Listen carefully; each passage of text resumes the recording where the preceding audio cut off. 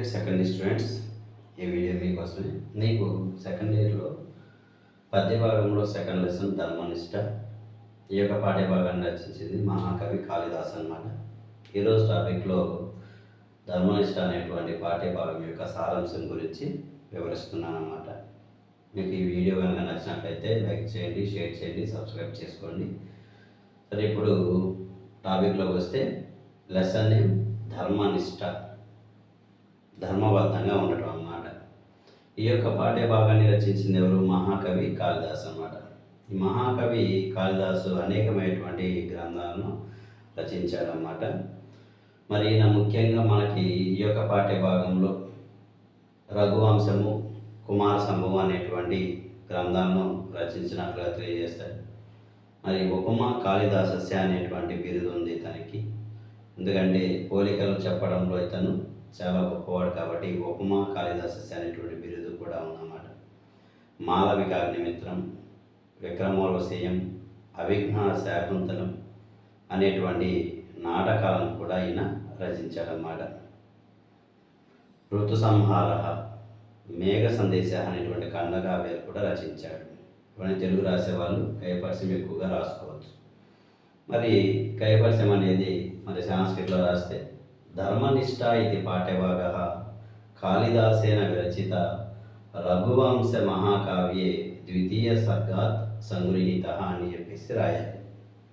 ధర్మనిష్ట అనే పాఠ్యభాగం కాళిదాసు చేత రచించబడిన రఘువంశ మహాకావ్యంలోని 2వ సర్గ నుండి స్వీకరించబడింది అని దీని అర్థం.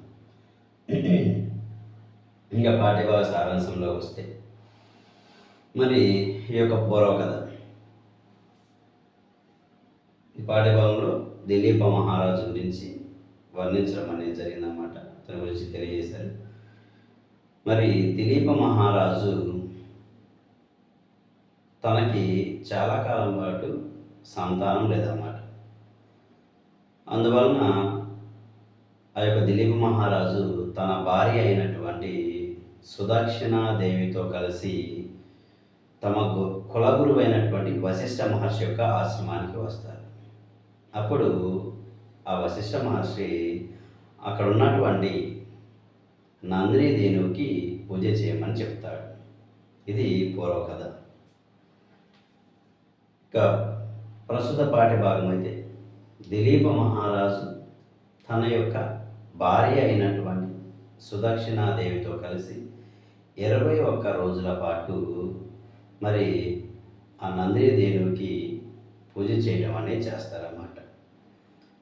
22వ రోజున నందిని దేనువు ఈ దిలీప మహారాజు యొక్క ధర్మ నిబద్ధత, ధర్మనిష్ట ఎంత కలిగిన వాడు పరీక్షించాలని చెప్పేసి అనుకుంటుంది. ఆ రోజు దిలీప మహారాజు ఈ యొక్క నందిని దేనువుని హిమాలయ పర్వతాల వద్ద ఉన్నటువంటి గుహల వద్ద పచ్చిక బయలు ఉంటే అక్కడ పచ్చికను మేయడం కోసము ఈ యొక్క నందిని దేనువుని అక్కడకు తీసుకొని వెళ్తాడన్నమాట. అక్కడ పచ్చిక బయలను ఆ యొక్క నందిని దేనువు మేస్తూ ఉంటుంది. అప్పుడు ఈ యొక్క దిలీప మహారాజు తన మనసులో అనుకుంటాడు, ఈ యొక్క నందిని దేనువు అనేది దేవతా సంబంధమైనటువంటి ఆవు కనుక దీనికి ఎవ్వరు కూడా ఎటువంటి అపకారం చేయలేరు అని అనుకొని కొంత సమయం పాటు ఆ హిమాలయ పర్వతాల యొక్క అందాలను అలా చూస్తూ ఉన్నాడన్నమాట, కొంచెం ఏమరపాటుగా. అప్పుడు అంతలోనే అక్కడ ఉన్నటువంటి గుహల్లో నుంచి ఒక సింహము బయటకు వచ్చి హఠాత్తుగా అక్కడ ఉన్నటువంటి నందిని దేనువుని పట్టుకొని గుహలోకి ఈడ్చుకుపోతుందన్నమాట. అప్పుడు నందిని దేనువు పెద్దగా అరుస్తుంది. వెంటనే ఏం జరిగిందని చెప్పేసి వెనక్కి తిరిగి చూడగానే సింహం యొక్క చేతిలో నందిని దేనువు బంధించబడి ఉంటుందన్నమాట. ఇప్పుడు ఈ మహారాజుకి చాలా కోపం వస్తుంది. దిలీప్ మహారాజుకి వెంటనే తన యొక్క ధనస్సును తీసుకుంటాడు. తన యొక్క అమ్ముల పొదిలో ఉన్నటువంటి ఆ యొక్క బాణాన్ని ఇలా తీసుకుందామని చెప్పేసి ఇలా చేయి పెడతాడనమాట. ఇంకేం లేదు, అలానే స్ట్రక్ అయిపోతాడు. ఒక స్టాట్యూ లాగా కదలకుండా ఉండిపోతాడనమాట. ఆశ్చర్యపోతూ ఉంటాడు. ఏంటి నేను ఇలా ఉన్నా అని చెప్పి అతను ఆశ్చర్యపోతూ ఉంటాడన్నమాట. అది సింహం యొక్క ప్రభావంతో ఆ విధంగా అయిపోతాడు. అతను అసలు తనకేం జరిగింది అని ఆశ్చర్యపోతూ ఉంటే అప్పుడు వెంటనే తన ఎదురుగా ఉన్నటువంటి సింహము ఈ విధంగా మాట్లాడటం స్టార్ట్ చేస్తుందన్నమాట.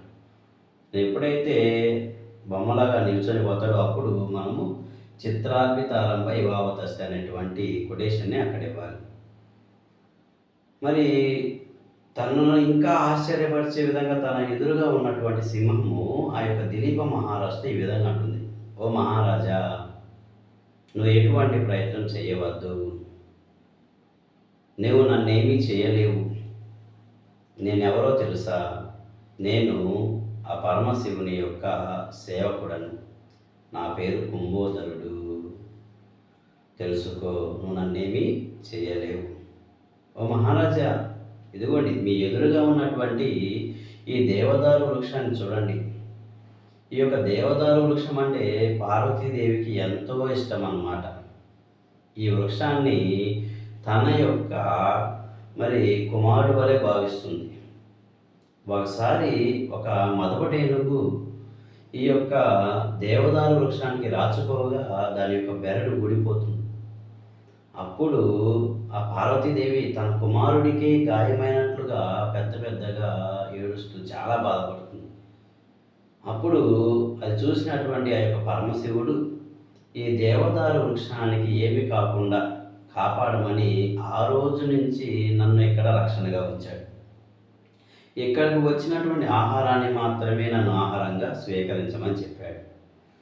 కాబట్టి ఓ మహారాజా, మీరు ఈ యొక్క ఆహారాన్ని నాకు సరైన సమయానికి వచ్చినటువంటి ఈ ఆహారాన్ని విడిచిపెట్టి వెళ్ళిపోండి. మీరు దీన్ని కాపాడాలనేటువంటి గొప్ప ప్రయత్నం చేశారు, మంచిదే. అవసరమైతే మీ గురువు గారికి వేరే ఆవులను ఇవ్వండి, మీరు ఇక్కడి నుంచి వెళ్ళిపోండి అని చెప్పేసి అంటుందన్నమాట. అప్పుడు ఆ మహారాజు అంటున్నాడు, దిలీప్ మహారాజు ఈ విధంగా అంటాడు సింహంతో, ఓ సింహమా, నీవు శివుని యొక్క ప్రభావంతో నన్ను ఈ విధంగా కదలకుండా చేయగలిగావు. శివుని నేను కూడా పూజిస్తాను. కానీ ఒక విషయం తెలుసుకో, ఇప్పుడు నీ ఎదురుగా ఉన్నటువంటి ఈ యొక్క దేవదారు వృక్షానికి ఏదైనా జరిగితే నువ్వు ఏ విధంగా అయితే సమాధానం చెప్పుకోలేవో, అదేవిధంగా ఈ నందిదేవునికి ఏదైనా అపకారం జరిగితే నేను నా గురువు గారికి కూడా ఎటువంటి సమాధానం చెప్పుకోలేను. కాబట్టి నువ్వేం చేస్తావంటే ఈ నందిదేవుని విడిచిపెట్టి నన్ను ఆహారంగా తీసుకో అని చెప్పేసి అంటాడు. అప్పుడు సింహము పెద్దగా నవ్వి, ఓ మహారాజా, ఏం మాట్లాడుతున్నావు? నవయవన వయసును కలిగి ఉన్నావు, గొప్ప రాజువి, గొప్ప ధనాన్ని కలిగి ఉన్నావు. అటువంటి నీవు చిన్నదైనటువంటి ఆవు కోసం ప్రాణాలు ఇస్తానంటున్నావు. ఒకసారి ఆలోచించుకో అని చెప్పేసి అంటున్నామాట. అయినా సరే అప్పుడు ఆ యొక్క దిలీప్ మహారాజు ఈ యొక్క దేను అనేది వశిష్ఠ మహర్షి యొక్క యజ్ఞానికి ఉపయోగపడేటువంటి దేనువు. దీన్ని మాత్రం నీవు ఏమీ చేయవద్దు. నేను గురువు గారికి సమాధానం చెప్పలేను. నువ్వు నన్ను మాత్రమే ఆహారంగా తీసుకో. దయచేసి దాన్ని విడిచిపెట్టు. రాజు అనంటే ఇతరుల యొక్క ప్రాణాలను కాపాడేవాడు. క్షత్రియ అనేటువంటి శబ్దానికి ఇతరులను కాపాడేవాడు అనేటువంటి అర్థం ఉంది. ఇప్పుడు నేను ఈ యొక్క దేవుని కాపాడలేకపోతే నాకు అపకీర్తి వస్తుంది. అపకీర్తితో కలిగినటువంటి రాజ్యంతో ఉండి అటువంటి ప్రాణంతో ఉండి ప్రయోజనం ఏముంటుంది? కాబట్టి నన్నే ఆహారంగా తీసుకో అని చెప్పేసి అంటాడు. అప్పుడు రాజ్యేన కిం తద్విపరీత వృత్తి ప్రాణై ఉపక్రోశ మలీమ శైర్వ అనేటువంటి కొటేషన్ రాయాలన్నమాట. కాబట్టి ఓ సింహమ్మ విను, మరి నా వంటి రాజులకు ఈ యొక్క భౌతిక శరీరం మీద ఎటువంటి ఆశ ఉండదు, నన్నే ఆహారంగా తీసుకో అని చెప్పేసి అంటాడు. సో అక్కడ ఇది రాయొచ్చు, పిండేశ్వనస్తాకలు భౌతికేషు అని ఆ సింహం యొక్క ఎదుటికి వెళ్తారన్నమాట. ఆ సింహం కూడా కొంచెం ముందుకు వస్తుంది. అప్పుడు తల వంచుకొని నిలబడతాడు దిలీప్ మహారాజ్. వెంటనే ఆకాశంలో నుంచి పూల వర్షం కురుస్తుందన్నమాట. ఓ మహారాజా, నీ యొక్క ధర్మనిష్టను నిరతని మెచ్చుకున్నాము అని చెప్పేసి యొక్క సింహము పలికి నందిని దేవుని ఏం చేయకుండా విడిచిపెడుతుంది. ఆ తర్వాత దిలీప మహారాజు నందిని దేవుని తీసుకొని వశిష్ఠ మహర్షి యొక్క ఆశ్రమానికి వెళ్ళటం అనేది జరుగుతుందన్నమాట. తనను కాపాడినందుకు నందిని దేవుడు తన మనసులో ఎంతో సంతోషిస్తుంది. ఆ తర్వాత దిలీప మహారాజుకి సంతానం కలుగుతుందన్నమాట. ఇది మీకు పద్య భాగంలో సెకండ్ లెసన్ సంబంధించినటువంటి స్టోరీ. ఇంకొంచెం యాడ్ చేసుకొని ఈ యొక్క కొటేషన్స్ యాడ్ చేసి నీట్గా రాయండి. కొటేషన్స్తో రాస్తే 5.5 మార్క్స్ వస్తాయి. కొటేషన్స్ లేకుండా రాస్తే 5